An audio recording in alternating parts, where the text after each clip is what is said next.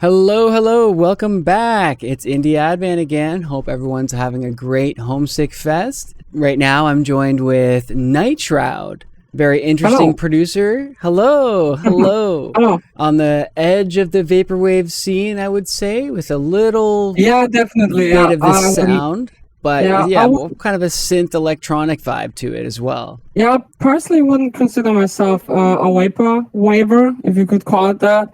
Yeah. I actually I got into it more like from the dream punk side of things, and it Oh, also interesting. hasn't been like that for like a long time. So I enjoy some vaporwave. I'm not uh heavily into it. There's like a few albums I really enjoy, but yeah, I'm definitely like uh checking it out for the moment. Yeah, cool. Well, there's lots to Yeah, discover, that's for sure. yeah, yeah. And and hopefully we'll continue to see you around in the community, Yeah, and not just for the show, of course. yeah. I mean, I'd consider myself more. Yeah. I'd consider myself more of like a tourist and like a silent observer because like Mm-hmm. I've been like in different musical like scenes before. I actually started out playing in bands, and I actually like my musical upbringing was more like playing the guitar, Oh, playing in same. bands, Nice. and like idolizing like big bands, Yeah. and then like with 16 with like bands that also had like electronica in it. That's kind of how I got into electronic music as well. And I mean, it started Mm-hmm. like very like simple with bands like Muse or Radiohead that had like a few like electronic bits and pieces here and there, and it just like from there on I was just checking out their influences, like Aphex Twin and all that stuff, and I really got into drum and bass by the age of 17 and 18. Yeah. um so yeah, and I checked out all these different scenes along the way. So I've been like in my local band scene, rock scene, and I've also been like in the local drum and bass scene a lot. And for me, it's always like this process of like kind of reinventing myself and meeting new people, and just like learning about a different like way of life and lifestyle. And it's just like for me, I think the best way to do it is to like really like replicate it and to like be part of it, and to like really Wow. like if you want to like understand the feeling that the different scenes and genres really convey. I think it's not enough to just like sit on the sideline. You just have to participate somehow. So that's just like a new like reincarnation for me at the moment, to Yeah. just Crazy. dive into this kind of stuff. And yeah, that's really just like, I wouldn't like really consider myself like to be like the big vaporwave for dream punk fan or connoisseur, but Mm-hmm. that's just like my way of absorbing different things, just really like just playing along Yeah. and being a part of it, and just getting to meet new people and to see new Yeah. perspectives. Yeah, yeah. That is so cool. That is so neat. I've never heard that before, and it's so distinguished. Like, oopsie, to be able to immerse yourself in so many different Yeah, communities and styles of music is yeah. really impressive, honestly, and is very cool to know how much experience you have in all these different worlds, and Yeah, each scene is different, and they run yeah, differently, and exactly. they Yeah, have yeah, different exactly. Yeah, ethics and things yeah. like that. So that is really I cool. I think it also like just was like the climate that we're just like living in right now, like because like this whole vaporwave and like dream punk thing, it really exists online. And so for Mm. me, it was probably like also like the natural thing to go to, as like the natural real life scenes were kind of put on hold, because I was like I was organizing events and concerts actually before COVID hit Oh, in my cool. city, just like little shows with like 50 to like 100 people or 200 people maybe, but I that was love like it. I rarely the love it. case. But like Yeah, between 50 and 100 was usually the case, and it was like this that's the little best place. size for a show. Yeah, exactly. Yeah, and it's also like not as risky as an event manager. You're not like losing a lot of money if it doesn't work out. And it's usually like if you have like 20 people coming by, the show is paid for.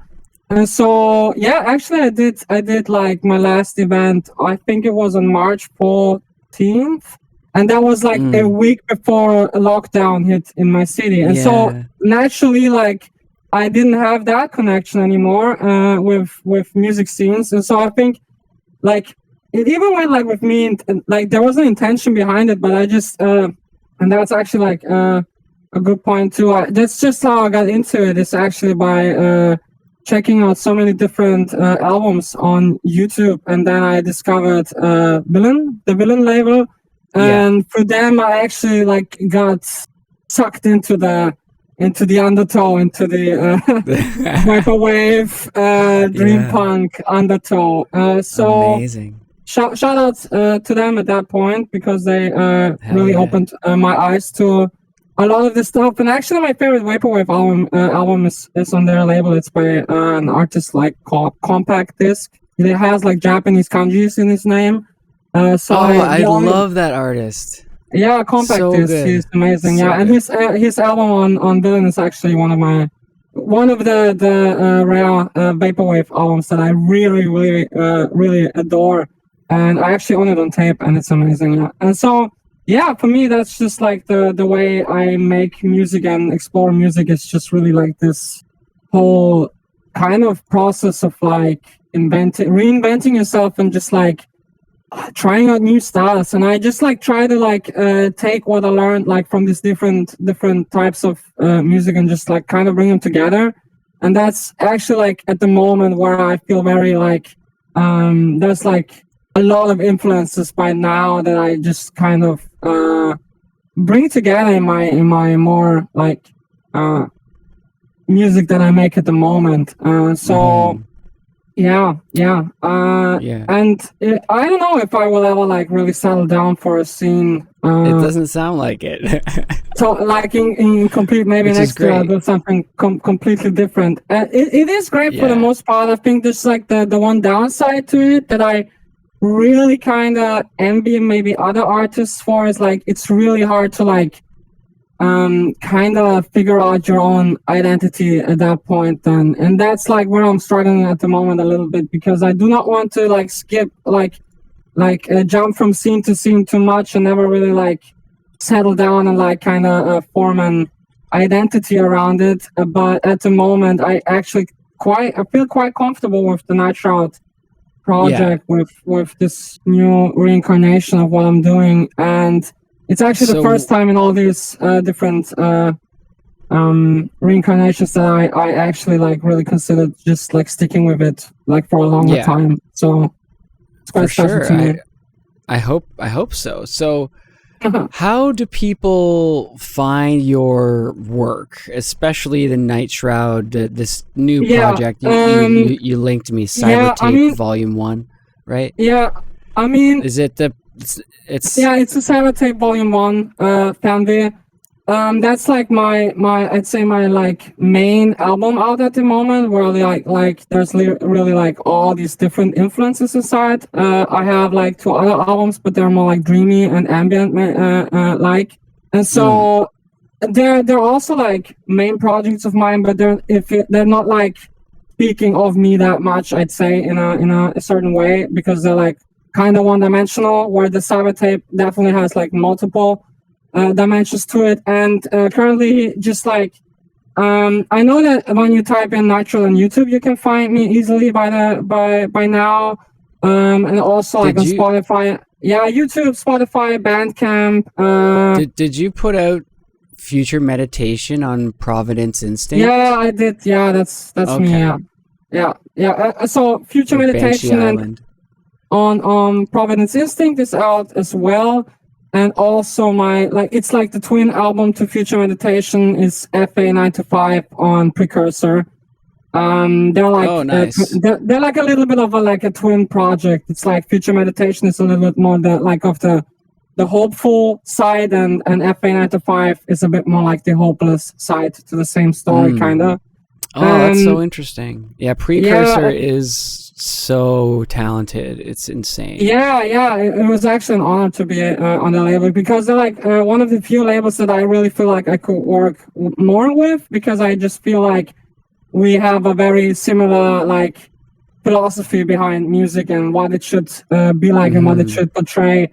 Because for me personally, and that's what I also like enjoy about the Nitro project, is that I never really was like into this whole overexposure thing on social media that artists tend to have to do these days to get attention and recognition. So for me, when I was starting out with bands, I just really wanted to bring back this kind of myth behind the band, like this more like mysterious kind of thing about it.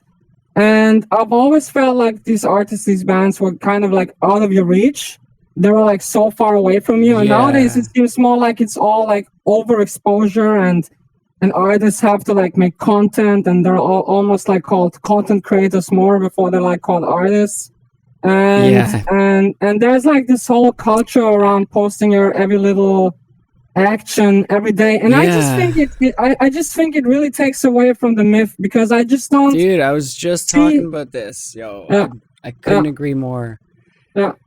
I just don't see how artists these days have like the same influence that artists used to have back in the day, in a way of being like a role model, and in a way of being like kind of like a figure of virtue in a way. Because when I like think back to the bands that I really liked and adored a lot, there were always like these heroic kind of type figures for me, like role models. And I mean, maybe it's because I'm older, I guess there's new role models, but I just don't see them like having the same like kind of virtuous, heroic message that maybe they used to have. And I really think that like we as a people as a whole like kind of suffer underneath that, actually, in a way. It's just like there's like, it's just like the spirit is kind of not there at the moment. At least that's how I perceive it, and I think a lot of other people perceive it too. And like Precursor does have like a very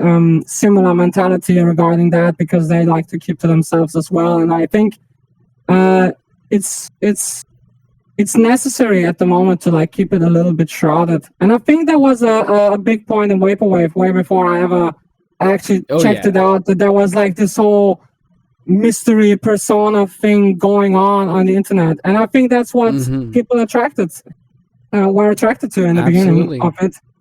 You're saying exactly what I was going to say in response to what you said before, is that when you start to get to know people, it loses its magic, in a sense. And you have to, it takes a lot of branding and work if you're going to take the public route. Like, look at, Dan Mason? Not necessarily. No. Maybe I've heard it. He's a good example. Like, you got to work your ass off. Who else? I can definitely check him out. Desert Sand. Yeah, Desert Sand. Yeah, I know him. Yeah. You know, like you gotta get to work. Yeah. I mean, for me personally, it's like this whole like overexposure thing. Kind of, it's just not sexy. It's just like that's really what it is, I think, in the end. Because to me personally, that the more like just like separate my person from like my music, it just feels amazing to me personally. I don't know, I just feel sexy kind of in a way. It just your voice, your secret identity voice is hot. and that's just really what it is for me, actually. Like, I really get off on it in a way, I guess.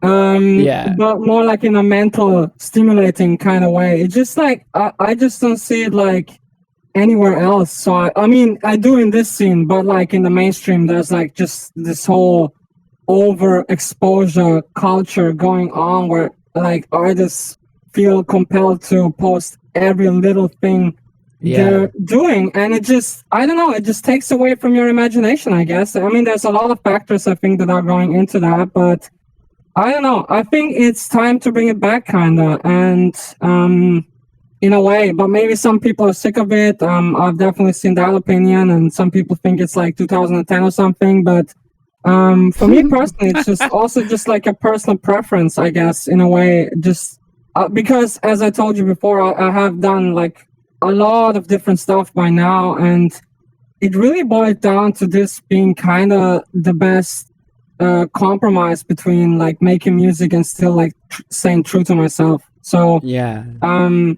yeah, I mean, it's the I'd perfect hope to genre see for this kind of thing more, definitely. But I do see it in this scene a lot, so that's maybe also why I feel quite comfortable in regard to that, and also because of the digital platform makes it easier to do that in a way. Also, because like on Bandcamp and on I guess on Twitter as well, it's just not that important to like really be yourself in a way as it is on Instagram maybe. And a lot of things are happening on Instagram right now where you have the whole stories and picture posting. Yeah. Yeah. Yeah. Yeah, it's certainly interesting. So if you want to check out Nightshroud, you can follow him on Twitter also, Nightshroud2501. And please do. It was really neat getting to sit down and talk to you. I definitely want to do it more. You've given me so many neat things to think about here. But we've been chatting for 15 minutes already.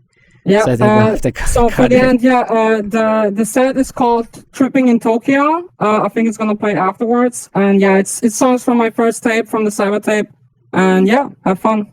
Cool, man. Well, yeah, thank you for having me. Thank you for having me. Yes, absolutely. Have a great day ahead, and I'm sure we'll talk again soon, okay? Yeah. See ya. Yeah, take care.